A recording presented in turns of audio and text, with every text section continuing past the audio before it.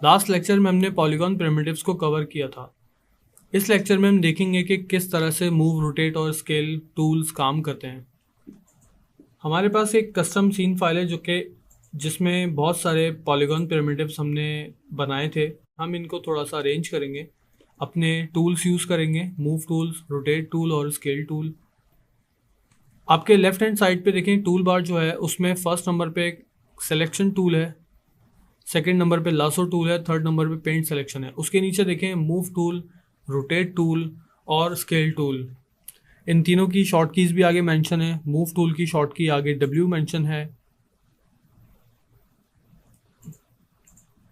Rotate tool की short की E और स्केल टूल की शॉर्ट की R। हम अब अपने ऑब्जेक्ट को थोड़ा सा अरेंज करेंगे। लेट्स से कि जो गियर पड़ा हुआ है सामने व्यू पोर्ट पे, जो गियर हमने पॉलीगॉन प्रिमिटिव्स के थ्रू ड्रॉ किया था, ये स्केल में बहुत छोटा है और बिल्कुल एयर में हमने इसको प्लेस किया हुआ है। ठीक है, हम सबसे पहले मूव टूल को चेक करेंगे। मूव टूल क्या करता है, हम सेलेक्ट करेंगे मूव टूल को। तो जैसे ही हमने मूव टूल सेलेक्ट किया, हमारा जो जो ऑब्जेक्ट है जो सेलेक्टेड था उसके ऊपर एक मैनिपुलेटर बना हुआ आ गया, जो कि एक आपको ज्योग्राफिकल एक डायग्राम आपको नज़र आ रही है। ठीक है, इसके 3 एक्सिस होते हैं जैसे 3D में X, Y और Z। तो हम तीनों में से किसी भी एक एक्सिस में अपने ऑब्जेक्ट को मूव कर सकते हैं, या एक साथ तीनों ऑब्जेक्ट्स या एक साथ तीनों एक्सेस में अपने ऑब्जेक्ट को मूव कर सकते हैं, या हम एक साथ 2 एक्सेस में भी अपने ऑब्जेक्ट को मूव कर सकते हैं। यहाँ पर आपको जो 3 मैनिपुलेटर एरोस नज़र आ रहे हैं, ये आप अगर देखेंगे आपके लेफ्ट बॉटम पे एक छोटा सा मैनिपुलेटर माया के अंदर बना हुआ है, जो कि आपको गाइड करता है कि आपकी X, Y और Z पोजिशंस क्या हैं। तो आपका जो मैनिपुलेटर होगा वो उसी को फॉलो कर रहा होगा। मैं यहाँ पे जो मेरा ब्लू एक्सिस है, जो कि Z एक्सिस है बेसिकली, और जो ग्रीन है वो Y एक्सिस है। जिस एक्सिस को भी मैं सेलेक्ट करता हूँ, देखें उसका कलर येलो हो जाता है, यानी कि वो एक्सिस हाईलाइट है। उस एक्सिस पे मैं अपना लेफ़्ट की प्रेस एंड होल्ड रखूँगा और माउस को ड्रैग करूँगा, तो मैं उस एक्सिस पे अपने ऑब्जेक्ट को ट्रांसलेट या मूव कर सकता हूँ। इसी तरह से मैं Z एक्सिस पे अगर ट्रांसलेट या मूव करना चाह रहा हूँ, तो मैं उसको क्लिक करके होल्ड रखूँगा, लेफ़्ट क्लिक को, और मैं इसको ट्रांसलेट या होल्ड कर सकता हूँ। ठीक है,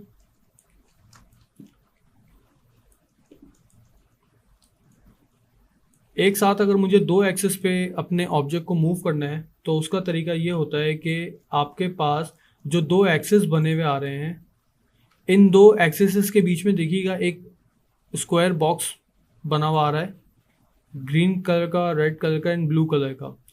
इस बॉक्स का मतलब ये है कि आप इस बॉक्स को जब सेलेक्ट करेंगे तो देखेंगे कि जिस 2 एक्सिस पे बॉक्स काम करेगा वो 2 एक्सिस आपके हाईलाइट हो जाएंगे। मैं उस बॉक्स को प्रेस एंड होल्ड करूंगा, देन मैं उस एक्सिस के ऊपर कहीं पर भी मूव कर सकता हूं।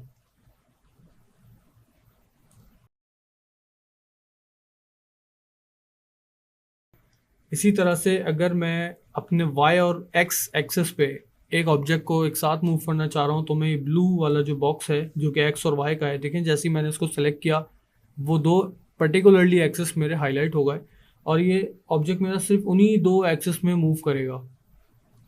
ठीक है, अगर मुझे तीनों एक्सिस में अपने ऑब्जेक्ट को मूव करना है, तो आप देखेंगे कि सेंटर में एक छोटा सा एक लाइट ब्लू कलर का एक स्क्वायर बॉक्स बना हुआ है। जब मैं इसको सेलेक्ट करूंगा, तो ये मैं अपने तीनों एक्सिस में इसको मूव कर रहा हूँ। ठीक है, नेक्स्ट टूल है हमारा rotation tool. Rotation tool select किया, वही गियर मैंने सेलेक्ट किया, तो देखें अब आपके पास एक डिफरेंट किस्म का मैनिपुलेटर शो हो रहा है। अब देखेंगे आपके जो ये मैनिपुलेटर है, सेम वही कलर्स होंगे इसके, जो कलर्स आपके मूव टूल के थे। जो ये रेड एक्सिस है, मैं इसको क्लिक एंड होल्ड करता हूँ और माउस को ड्रैग करता हूँ, तो ये सिर्फ उसी एक्सिस पे मूव करेगा जो कि आपका एक्स एक्सिस है। ठीक है, अंडू कर दें। इसी तरह से जो आपका ब्लू एक्सिस है, जब मैं इस पर्टिकुलर एक्सिस को क्लिक करूंगा तो सिर्फ ये एक्सिस हाईलाइट हो रहा है, और जब मैं माउस को ड्रैग करूंगा तो ये सिर्फ और सिर्फ Z एक्सिस पर ही रोटेट हो रहा है। इसी तरह से Y एक्सिस के लिए आप देखिएगा कि मिडिल में आपका एक ग्रीन कलर की एक कर्व बन रहा है, उसको जब मैं सेलेक्ट करूँगा तो वो हाईलाइट हो जाएगा येलो कलर में, और मैं इसको सिर्फ वाई एक्सिस के ऊपर रोटेट कर सकता हूँ। और अगर मुझे फ्री रोटेशन करनी है तो देखेंगे आपके ब्लू कलर का एक अराउंड दी मैनिपुलेटर एक सर्किल ड्रॉ हुआ है।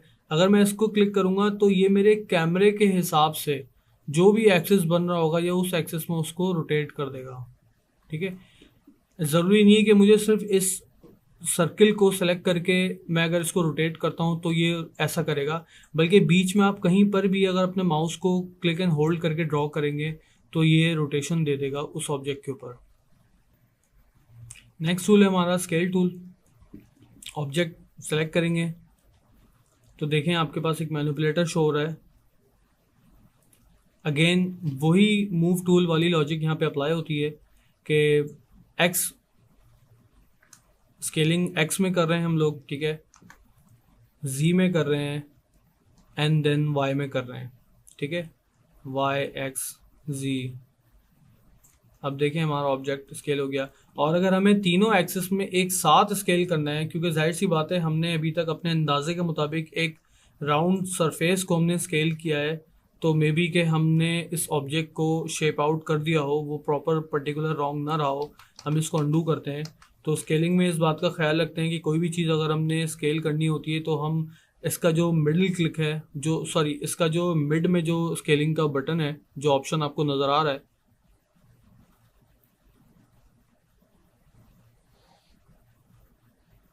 हम इसको left click press and hold, then हम इसको जब स्केल अप करेंगे तो ये तीनों एक्सेस को एक साथ स्केल करेगा, जो कि ठीक होता है।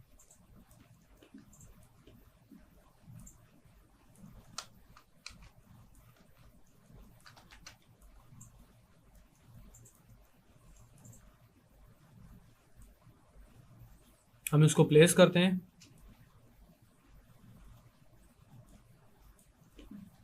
इस ऑब्जेक्ट को हम डिलीट कर देते हैं, इसको भी डिलीट कर देते हैं, इसको भी डिलीट कर देते हैं। हम इसको स्केल अप कर लेते हैं।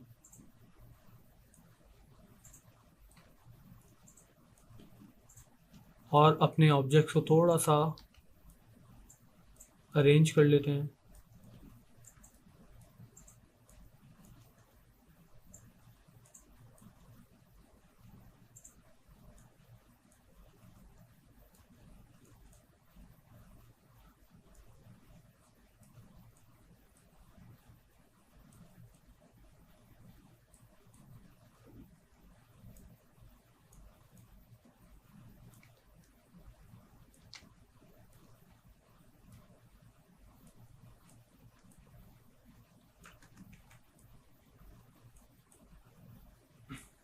तो ये था आज का हमारा लेक्चर स्केल, मूव और रोटेट टूल के ऊपर। नेक्स्ट लेक्चर में हम देखेंगे कि कंपोनेंट मोड क्या होते हैं और मार्किंग मेन्यूज से हम किस तरह काम कर सकते हैं।